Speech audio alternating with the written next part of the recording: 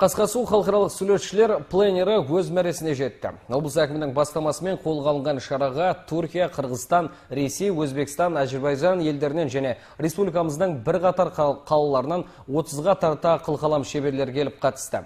Шараның салтанатты жабылу рәсіміне облыс әкімі Жансейіт Түймебаев арнайы қатысып, пленерге атсалысқан суретшілерді марапаттады.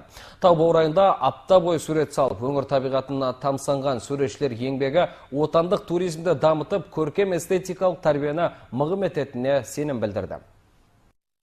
Бастама түбі бір түркі жұртының бір болуына тағы да мүмкіндік берді.